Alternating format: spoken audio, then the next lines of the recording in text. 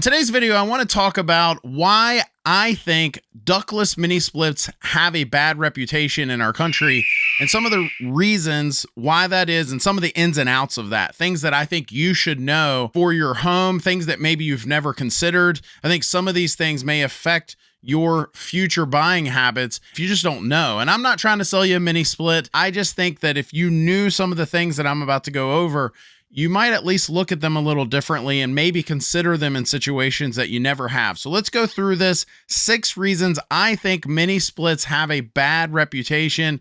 One of those is a lot of homeowners immediately hear ductless and they immediately think of that thing hanging on your wall, hanging up in the air, sort of an eyesore in certain situations, especially depending on the color and the decor of the room. Sometimes they kind of stick out. I just want to say there are other options out there. There are ducted options out there. They're still considered mini splits. They still save energy and are super quiet and all the other benefits that a mini split can offer, but they are ducted. There's different ones. There's ones that look very much like a traditional air handler, and in many cases, they pretty much are. They are a traditional air handler that still match up with what is still considered a variable inverter type system in our industry, and it still falls under the banner of being a ductless or mini split type system.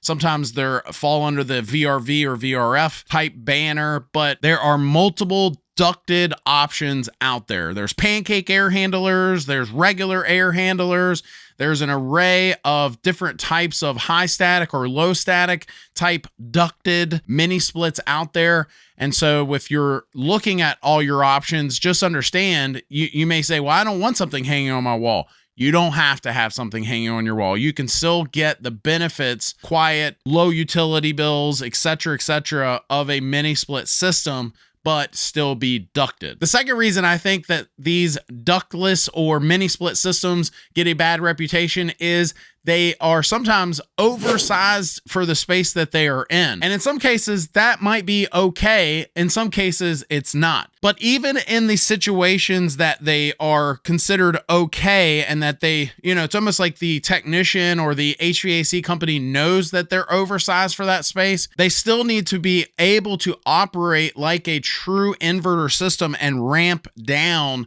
so that way they are not technically oversized. They're still oversized, but allow that system to ramp down and still remove humidity from that space. The biggest problem when heating and air systems are oversized, there's a number of problems, but the biggest ones being they short cycle, they don't remove enough humidity, they don't run long enough. I did a video called One Big Mistake That All Ductless Owners Make, and I'll put a link to that up here. But that video essentially talks about leaving it in a mode, usually auto, to allow that system to be in true inverter system that ramps up and down. But at the end of the day, just understand if it is going to be oversized. If you're the homeowner, talk to your technician. If you're the technician, be open with the homeowner and say, hey, just so you know, this system is oversized for this bedroom. This bedroom really only needs probably 2,500 BTUs to heat and cool the space. And the smallest unit I could get was a 6,000 BTU unit. And so just understand it is technically oversized. And because of that, we need to be mindful of that. We need to make sure the system has the opportunity. Don't be turning the fan all the way up and never letting that system barely run longer, remove humidity, etc. Number 3. Poor maintenance. I remember having a customer years ago where they said to me, well, Josh, I'm used to systems that require no maintenance. Well, first of all, there's no such system. All systems require some sort of maintenance. And if you're not getting it done, well, then you're just not getting it done. It's still to run efficiently and safely. A lot of these systems, I remember that homeowner saying, oh, well, we have gas furnaces. Yeah, if you're not getting an annual maintenance, you may be putting your family at risk, but that's a whole nother topic. Ductless systems do require maintenance. They do get kind of gunked up if they're not being maintained properly. There is an air filter in there. If you're not quite sure as the homeowner, have an HVAC technician, watch some YouTube videos, go through the instructions for that system, but know, if nothing else, how to clean those air filters properly and do them often because they're not a typical air filter. They don't have as much surface area and they do get dirty. But in addition to the filters and then the coils and the fan wheel and all the stuff that goes into a proper maintenance of the indoor unit, those systems also have a drain on them that needs to be cleared often. And one thing that I've experienced is I would even argue they need to be cleared more often, depending on the type of mini split it is and the installation and the type of drain they used and all the ins and outs of that. If nothing else, have your pro or you the self as the homeowner, you need to periodically, I would say, at least in my area, I live near the coast of Virginia. It can get humid at times. And of course, it's hot at times during the summer. But I would say throwing a shop vac on that drain at least twice a year, twice a season, beginning of the summer and halfway through the summer, throw a shop vac on there, get it good and cleared out. So that way you don't have backups and problems due to poor maintenance. And before I go over number 4, I just want to say at the end of this video, I'm going to share a bonus tip, a bonus piece of advice that I think a lot of homeowners are overlooking. And in return, I would just ask as a simple favor, if you could just hit that like button on this video. It does help the algorithm. It tells YouTube that you're finding some value out of this, and I would just appreciate it. Number 4 is a lot of these systems are zoned, and I don't think that's a bad thing. I mean, the more zoning that you have in a home, the more opportunity you have to say, heat this space, cool this space,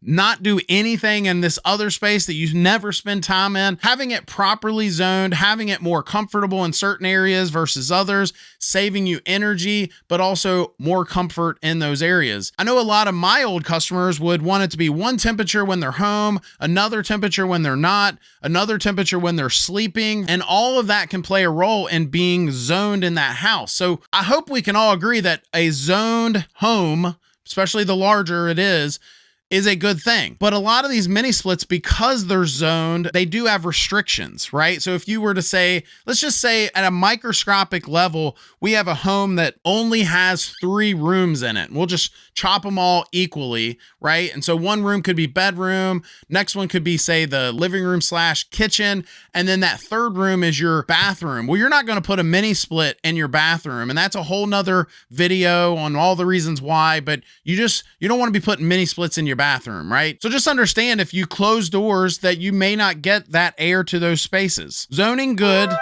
Zoning also has challenges. Number 5, another reason a lot of these systems get a bad reputation is because of homeowners that maybe they're just not experienced with that system.